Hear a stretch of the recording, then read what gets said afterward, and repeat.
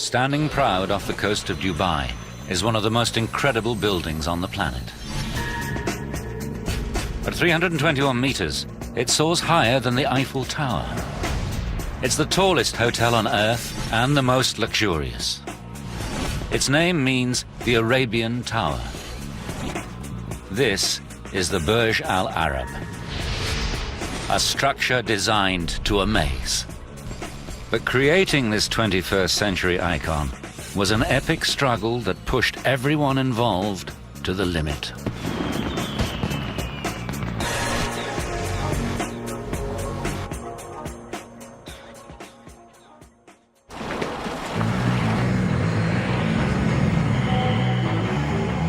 In November 1994, construction began on the world's tallest and most luxurious hotel.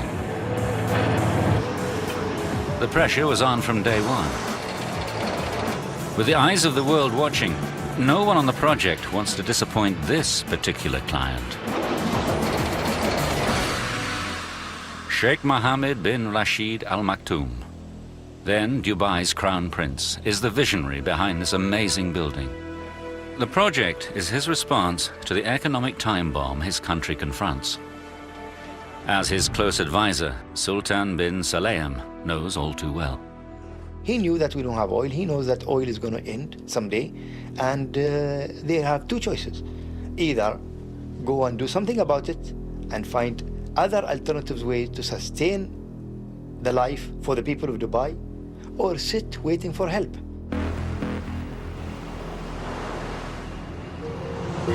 Only 50 years ago, Dubai was a dusty backwater, home to pearl divers, coastal traders and Bedouin. Then, in the 1960s, prospectors discovered oil. The sudden injection of billions of petrodollars transformed the sheikhdom. But geologists predict the oil boom will be over by 2016. The good life could end just as quickly as it began, when the wells run dry. The answer to Dubai's economic survival lay in its geography. This tiny emirate, less than twice the size of London, is in the remote Arabian Gulf. But Dubai had three untapped assets: sun, sand, and sea. Facing a future financial meltdown, Sheikh Mohammed made a crucial decision. He decided to turn Dubai into one of the world's most exclusive holiday destinations, a playground for the rich on the Arabian Gulf Coast. But the Sheikh needed a luxurious centerpiece to launch his country into high-end tourism.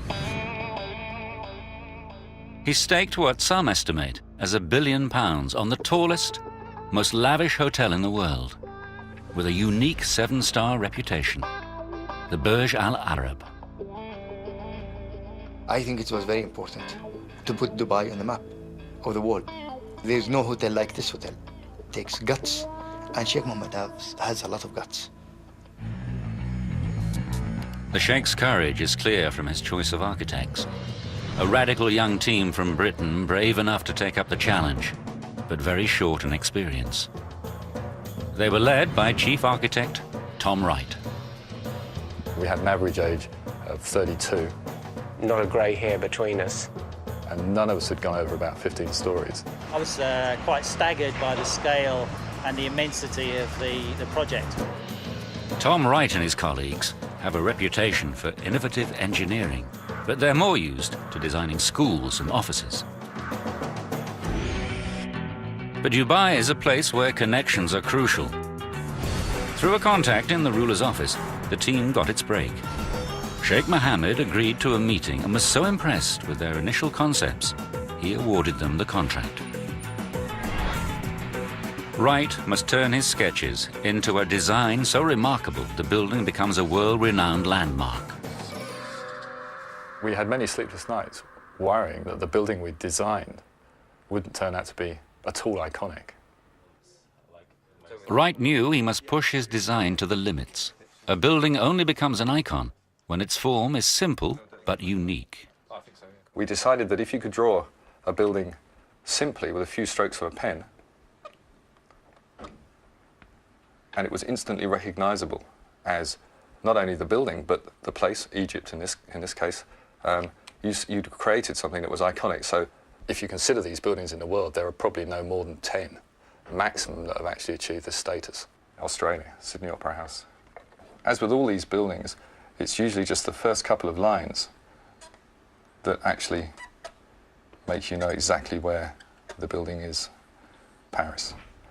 And you have to put a flag on the top. Building an icon is a once-in-a-lifetime challenge few have pulled off. The team had to compete with the likes of Gustav Eiffel. All the brainstorming paid off when Wright finally had his eureka moment. We were sitting there having a beer, watching the modern sailing yacht come out of the Dubai Offshore Sailing Club. You think of excitement, you think of exhilaration, and we went, hey, this must be the one. The form we came up with is very simple, and within a few lines, I think you can see that it has all the elements of an iconic building. It's simple and instantly recognizable. The concept immediately caught the Sheikh's imagination. A sail billowing in the wind has deep meaning for the people of Dubai, a seafaring nation. To complete the nautical image, Wright wanted the structure to rise out of the water like a massive yacht. But this would require an island as a base, and there are none in the area. Wright was undeterred. He proposed they build an island specifically for the hotel, a first for Dubai. Constructing the hotel out at sea would significantly add to the risk and cost.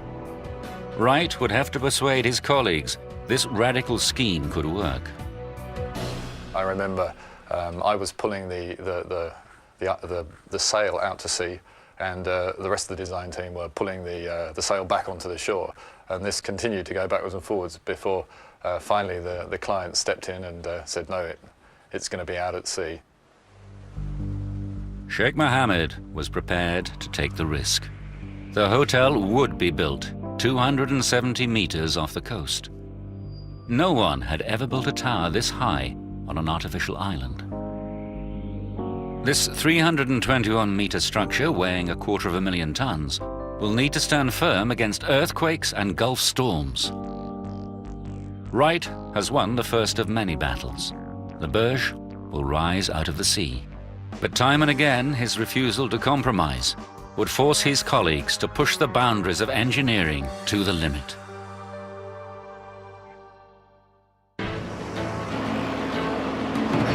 By early 1995, the construction team was hard at work, building a low-lying island for the world's tallest hotel, the Burj Al Arab.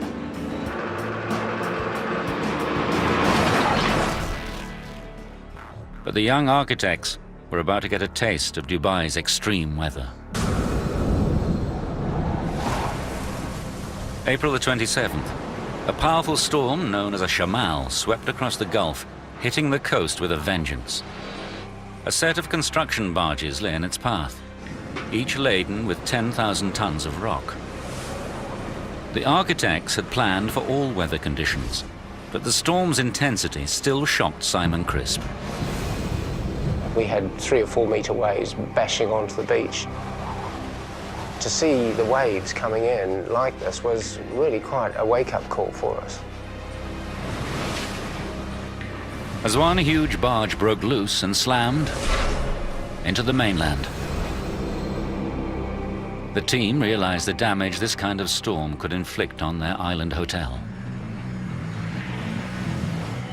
We had a really graphic example of how powerful the Gulf of Arabia can be when it's angry. The architects' decision to expose their structure to these forces could have serious consequences. The engineers would have to struggle to produce a low-lying island still capable of resisting nature's fury.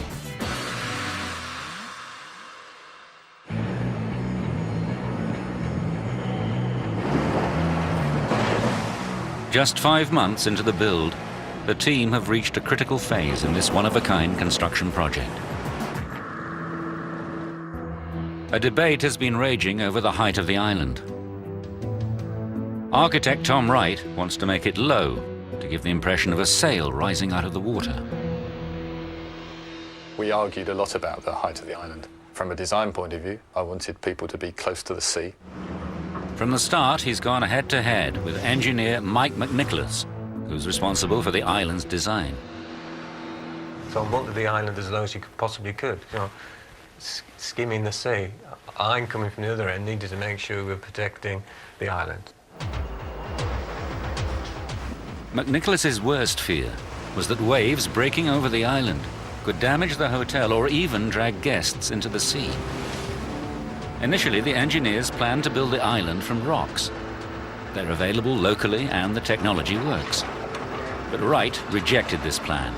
A rock island would have to be far too high and wide to repel the sea safely. To keep the island low, McNicholas experimented with pioneering concrete blocks designed to reduce the impact of the waves. But no one in the Gulf had ever used these blocks before. I had to insist with the team that we carried out tack testing. It was the only way we were going to be sure that the island would be safe. These tests replicate the power of the tallest waves that can occur once in 100 years, then send them crashing into a series of differently configured models. 3 weeks of testing proved the hollow blocks work. The construction team built the island with steep rock slopes, then covered them in the concrete blocks to absorb the force of the waves.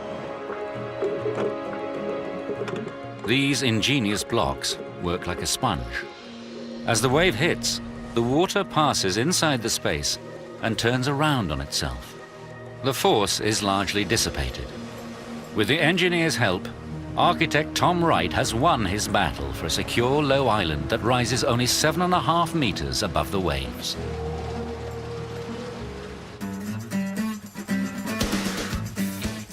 November 1995. The artificial island for the world's tallest all-suite hotel was now complete. The construction team could start phase 2 of this unique project, the foundations. The support needed for any skyscraper is vast. But the location of the Burj Al Arab presented an added challenge. It had never been done before to build something like this on reclaimed land. I mean, we're talking about a 300-metre high tower on a man-made island in 6 meters of the Arabian Gulf. The problems multiplied when the results of core tests revealed bad news. The drilling team searching for bedrock for the foundations drilled deep into the seabed. But even a full 180 meters down, there was no solid rock. This would make their job tougher, but the architects remained defiant. The average person would think we're crazy to build something like this on sand, let alone out in the water. This 321-meter structure has to stand firm against earthquakes and 90-mile-an-hour winds.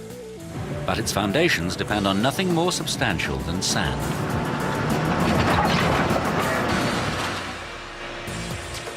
The architects had a plan.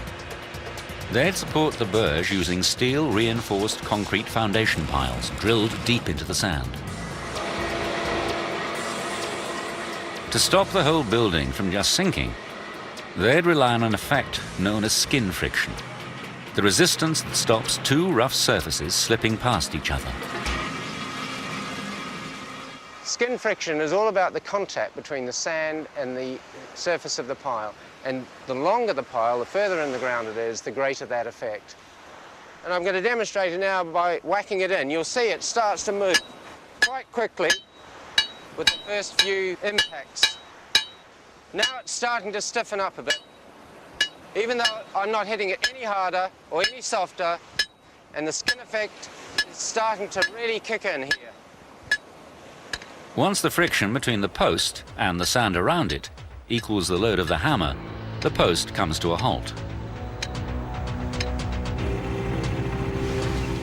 But Crisp's scheme would only anchor the Burj if the sand is compacted enough to create resistance around the building's piles.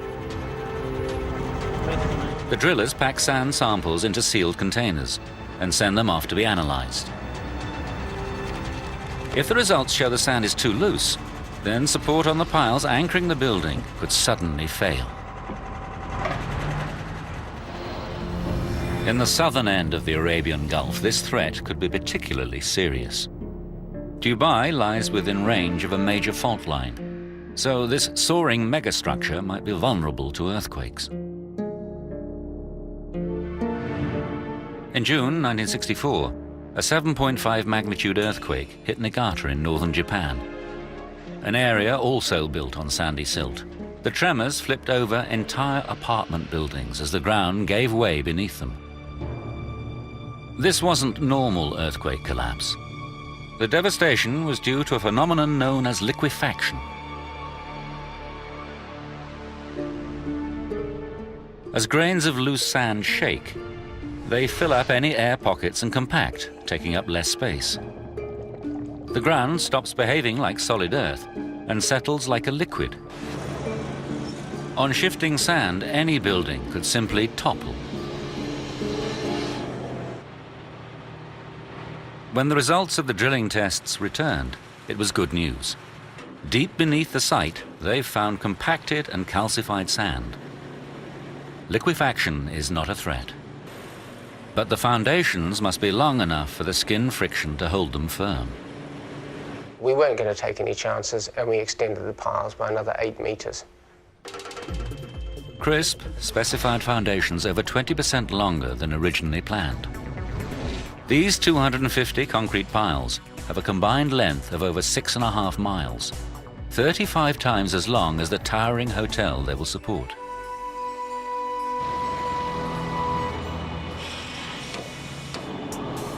One by one, the engineers were solving the challenges thrown up by this extraordinary structure. But in 1996, they braced themselves for a new set of obstacles as they began Phase 3, the construction of the hotel itself. This building had to stand up to the worst that the Gulf could throw at it. The hotel has slender concrete walls, not capable of withstanding the elements alone. To hold them firm against high winds and earthquakes, the architect devised a visually stunning solution. A gigantic steel structure outside the main building known as an exoskeleton. A series of vast diagonal trusses tie 2 huge steel bows to the concrete core at the back of the building. Wright's design makes the building unique. But his giant diagonal trusses would make life hell for Anthony McCarter, the engineer who had to make them work. Those trusses gave me 4 months of heartache, sleepless nights, worries, anxiety. They must be incredibly strong to tie the exoskeleton together, but aesthetics are just as vital. It was critical that these diagonals were very, very elegant and also very beautiful as they're so visible. This building had to amaze the world and make Dubai a must-stop destination. Wright was not about to compromise. I used to go to Tom with option after option. I remember one particular occasion where I had 7 options and he went, no, no, no, no good, no good, no good. Eventually, McCarter found a form that worked structurally and was graceful enough to fit Wright's vision. But this in turn caused nightmares for Malcolm Murphy, the chief contractor. It's okay for the architect to draw pretty pictures, but we have to build it. He found a factory just 10 miles from the construction site capable of welding the huge diagonals. Each one is longer than the Airbus A380 Super Jumbo and heavier than 20 double-decker buses. Welding complex forms like this in the factory isn't simple, but it's nothing compared with transporting them to the site. With each truss weighing in at 165 tons and reaching a staggering 85 meters in length, it was no easy task. And the challenges to do that are just unbelievable. No one has ever transported anything this size before in Dubai, but Murphy was not going to be beaten. He brings in one of the world's largest heavy-lift transporters, a beast with a total of 80 wheels. It makes the slow journey to the construction site at an average speed of 4 miles an hour. Police must close roads and remove traffic lights to allow this convoy through. When they finally reach the site, the contractors face their next hurdle, lifting these 165-ton beasts into position. The architect refuses point blank to position these things in three pieces, which we wanted to do originally. And he said, no, aesthetics, I'll not allow you to weld up there.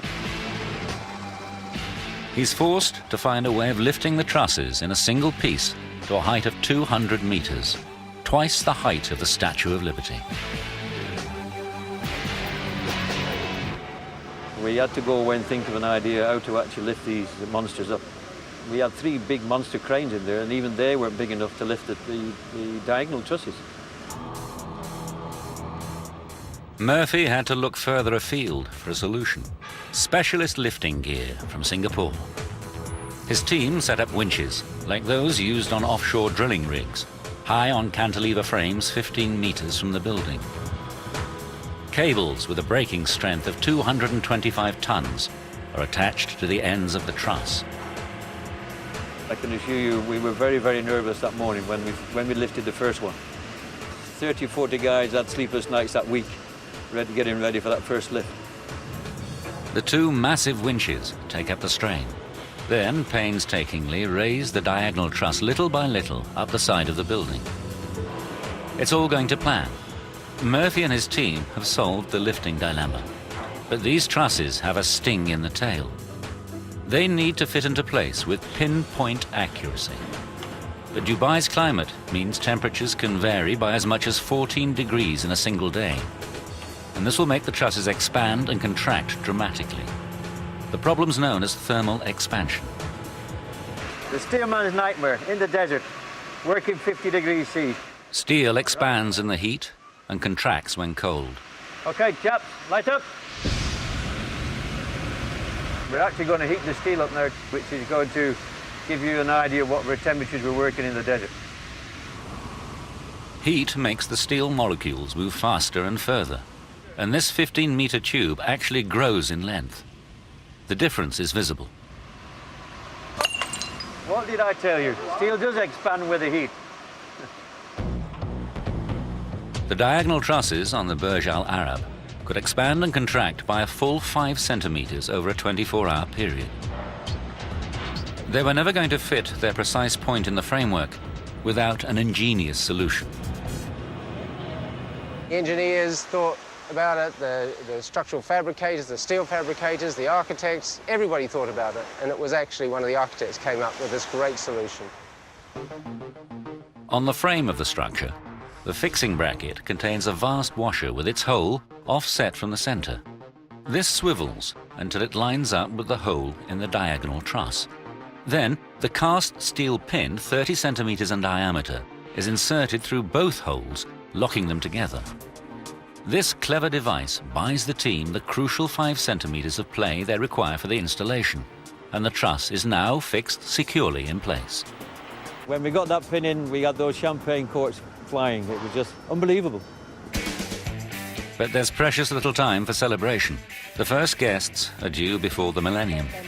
This leaves the team less than 36 months to completion. It's a race against time. Sheikh Mohammed's vision for the Burj Al Arab meant that it was needed yesterday.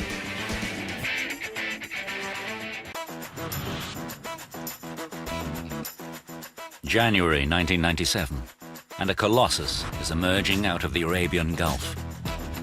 The Burj Al Arab will become the tallest hotel in the world, the last word in luxury and a proud symbol for Dubai.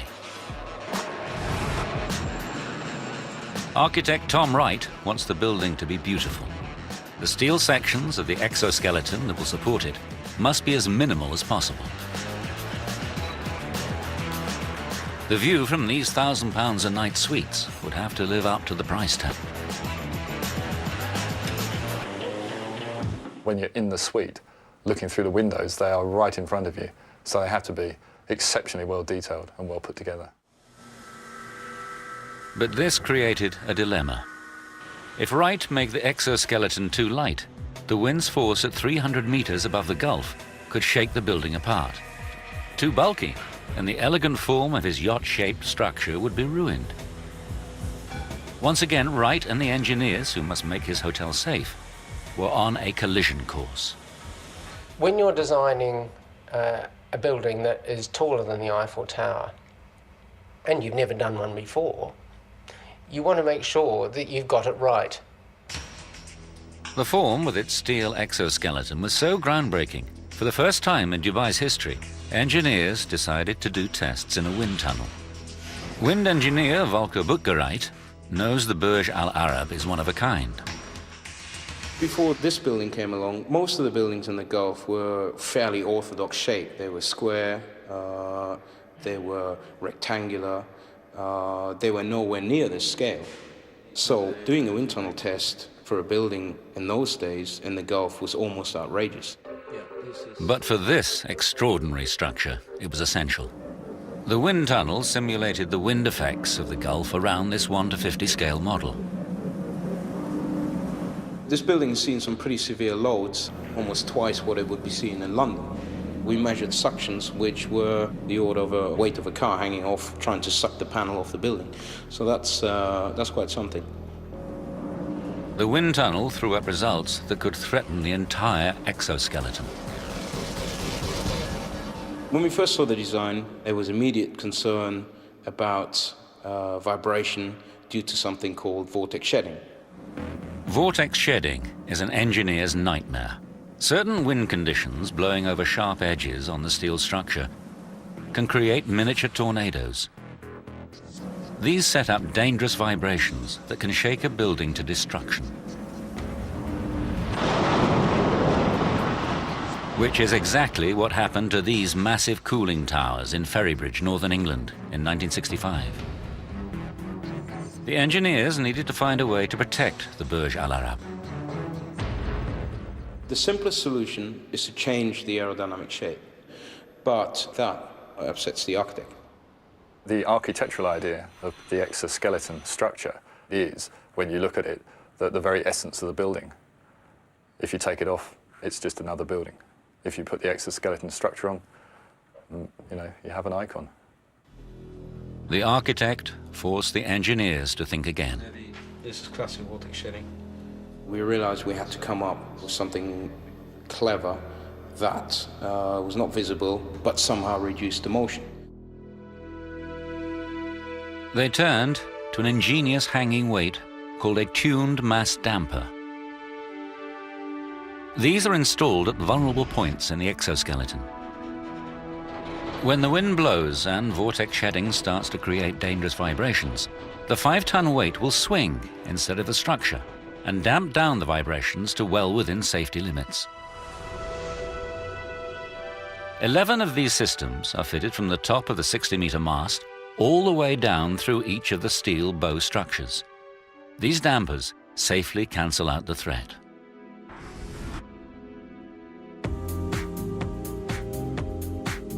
June 1997, and Dubai's reinventing itself as the luxury tourist destination.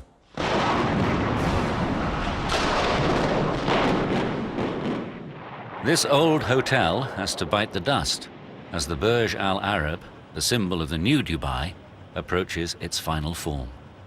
Just 30 months before the deadline, the crew begins constructing the toughest engineering challenge.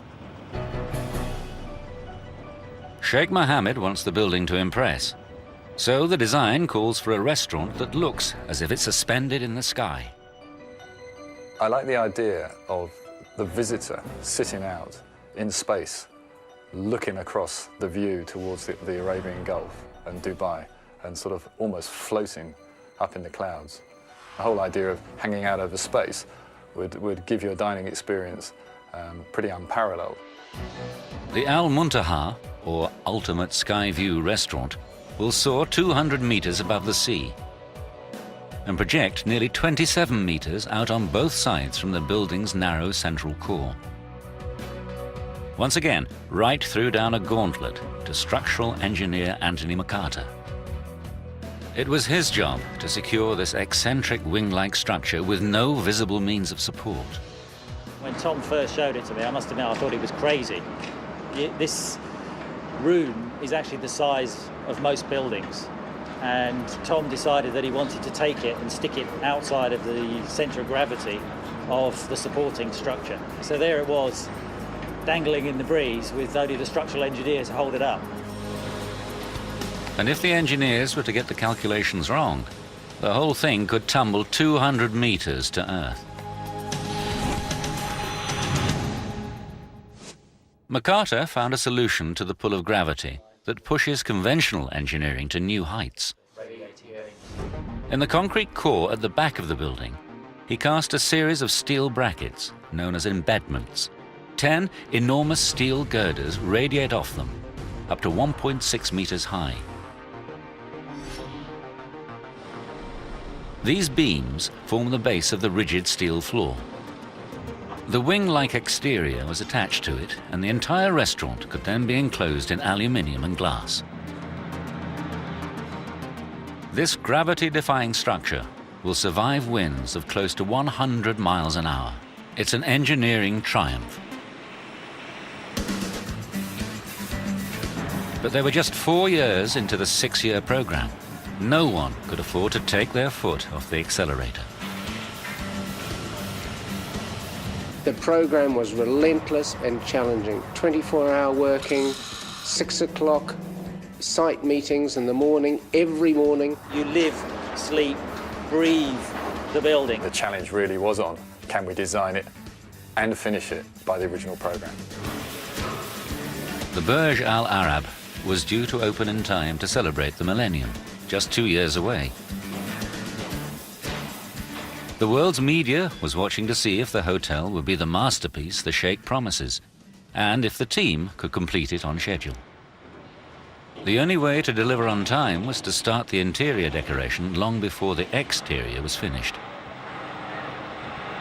In a temperate climate, this wouldn't be an issue, but humidity in Dubai reaches 100%, and temperatures can soar to a scorching 49 degrees. These conditions simply don't allow the team to fit delicate finishes like gold leaf, silk, and carved wood. If we'd started to put materials that were susceptible to moisture, at that time, they would have just fallen apart. To make the deadline, the contractors needed to air condition this giant building site and bring the temperature down dramatically. The first step was to enclose the building by installing the final wall. Wright's iconic white sail, going to be... When we first proposed the idea of the fabric sail wall, there was a lot of skepticism. People thought that it couldn't be done. They stretch woven glass fiber sections between huge horizontal beams. The surface is pre-coated with Teflon to resist dirt and sand. The result notches up another first for the Burj, the largest fabric wall anywhere in the world. The reflective properties of the white sail will help keep the temperature down, but the contractors still needed to find a way for trucks to enter the building without allowing in the desert heat. The solution was to install a huge airlock. Trucks drive in, the vehicle pauses as the doors close behind it. A second set of doors then open, and the vehicle moves out of the building. The airlock and the sail wall seal off the building. But cooling a space this large during construction could create another setback. This unique structure now boasts the world's largest atrium, soaring to an amazing 180 meters. All this warm air can hold far more water vapor than cold air. If they were to cool this hot, humid environment too quickly, they could create uncontrollable condensation. We could have had a rain cloud form at the top of the atrium and create massive damage to the interior design. The only way to avoid rain clouds would cost valuable time. The contractors switched on the giant cooling system and brought the interior temperature down steadily by less than 1 degree a day. Given the schedule, it was painfully slow. We started to cool the building down in June 1998. By December 98, it was pretty well down to temperature. At last, the interior decoration could begin. But for a job like this, that has to be approved by the Sheikh, they needed a world-class designer. Quan Chu, who's already worked for the Sultan of Brunei, knows exactly what it takes to satisfy royalty. So, she was ideally qualified to take on the most luxurious hotel on the planet, with its daunting 202 palatial suites and the 180-meter atrium. But she had just 24 months from design to completion to be ready for the guests booked in for the millennium. I had a very, very tight program. So what we did was that the entire office, all 50 designers, just dropped everything else. Solidly, we just worked on the Burj Al Arab. She not only faced a frantic schedule, Sheikh Mohammed was expecting her to amaze the world. The brief basically asked us to design something that's never been ever designed before, and that will never be designed ever again. Quan Chu and her team pulled out all the stops and began to produce interiors they hoped would match the Sheikh's ambition. But as they struggled to meet the deadline, another more severe problem came up. The Sheikh had a new requirement. He wanted to offer guests every conceivable electronic gadget in their suite. But this could have dangerous consequences. A new member of the team was suddenly in the hot seat. Electrical engineer Rob Roos faced the biggest challenge of his career. There was a total redesign or a total change in the interior design, and that imposed overnight almost a 50% increase in the electrical load of the building. The Sheikh's plans mean each suite requires an enormous 14 kilowatts. That's 8 times the load of a normal British house for every suite. With 202 suites, that's enough electricity for a town of over 6,000 people. In fact, it will power all the electric curtains, 52,000 lights, most of them on dimmers, and over 3,000 miles of electric cable. All these electronics can scramble the waveform of the electric current and create a problem known as harmonic distortion. This can melt the sheathing around live cables and start a raging fire. That was a situation which was just totally unacceptable. We had to deal with that. The people of Las Vegas know just how lethal an electrical fire in a hotel can be. In November 1980, in the city's MGM Grand Hotel, a pair of wires short-circuited. This caused a blaze that wreaked destruction. 85 people perished in this real-life towering inferno, and over 700 were injured. This was one of the worst hotel fires in history, all caused by a simple electrical fault. Roos needed a solution to the fire risk, and fast. Obviously, the hotel was under construction. There were some fairly heavy deadlines to try and get the hotel finished and opened, and this was a major change. His response took electrical engineering to a new level. He devised a harmonic filter system. First, it detects the electronic distortion. Then it sends a current that's the mirror image to cancel it. It's called antiphase and works like noise-cancelling headphones. His filters are now installed on every third floor, and at the point the electricity enters the building. No one had ever attempted a system on this scale before. This was the largest active filter installation of its kind in a building like this anywhere in the world. A world-class solution for a world-class megastructure.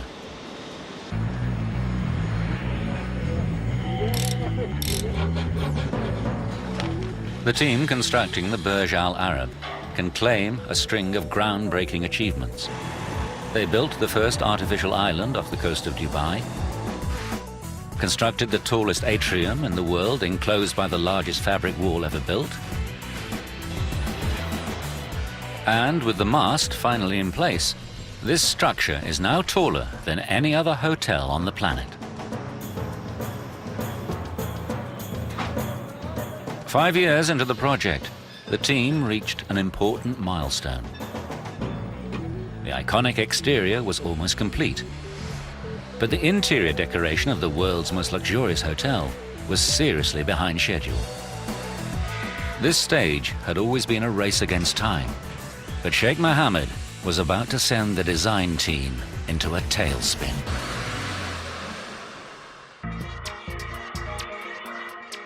Dubai. By April 1999, the world's tallest and most opulent hotel was approaching completion. Everyone was rushing to finish the hotel, ready for the Millennium deadline. Interior designer Quan Chu was still operating in overdrive. Christmas was cancelled, Easter was cancelled, bank holidays were cancelled. We basically made 50, 60-hour weeks. Her brief from the Sheikh is to shock, to innovate, to amaze the guests with a modern Arab palace. And she delivers in spades, with 24,000 square meters of marble from Italy and Brazil, the equivalent of 3 football pitches. 8,000 square meters of 22-carat gold leaf give the desired impression of luxury. And she finishes the look with crystal chandeliers, woven silver and velvet. But for the world's largest atrium, Quan Chu made a radical decision. She went minimalist. She let the complex architecture speak for itself by painting it all white. The interior decoration was almost back on schedule, and Quan Chu was feeling optimistic.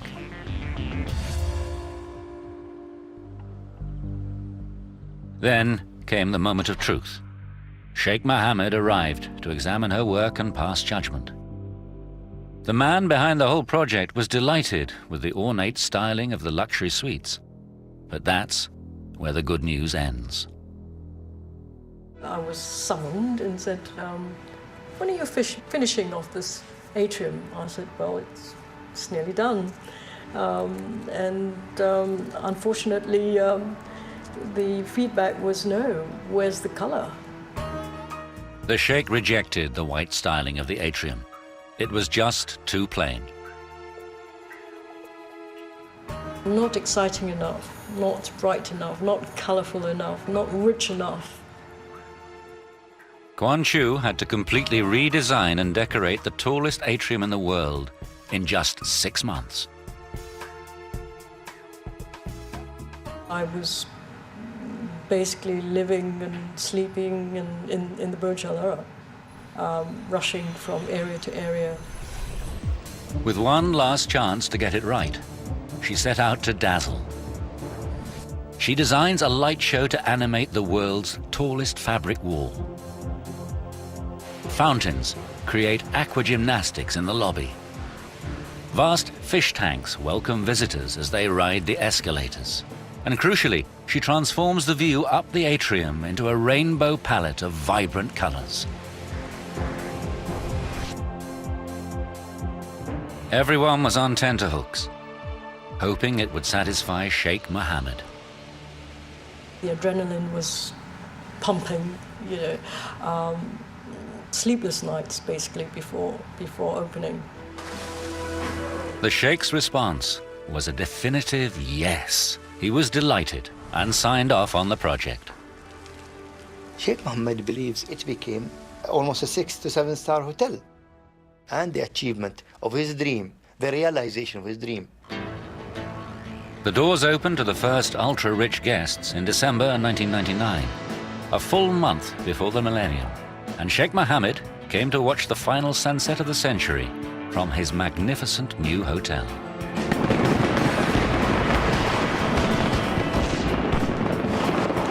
Architect Tom Wright and the team have fulfilled the brief. Every part of this iconic structure is extraordinary. A spectacular combination of fire and water greets you before you even enter the building. In the ground floor restaurant, a team of divers care for 700 exotic fish in this 280 cubic meter tank. The result allows guests to get intimate with sharks while they eat. At the opposite end of the world's tallest hotel, this amazing feat of engineering, the Cantilever restaurant, delivers Tom Wright's vision of dining in the sky. Staying here doesn't come cheap. Suites cost up to £14,500 a night. And for guests with that kind of money, there's the helipad weighing 330 tons, projecting off the building a full 200 meters above the sea. When it's not being used as a tennis court by Roger Federer and Andre Agassi, it offers a very exclusive way of arriving at the world's most exclusive hotel. The Burj Al Arab is a project of a lifetime.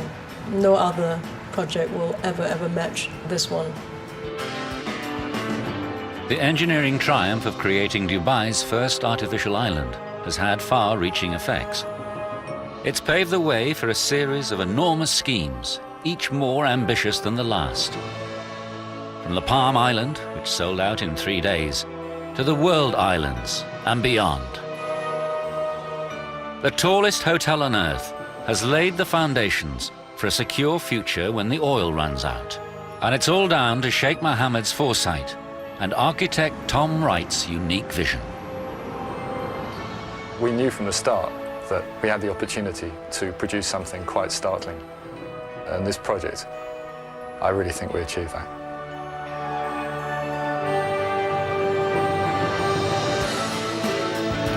An incredible new series next year on 5, exploring the concept of genius, asking if it's genetic or acquired or even an accident. My Brilliant Brain begins with a 7-year-old concert pianist. While on 5 US, it's dirty, very, very dirty. More in a moment.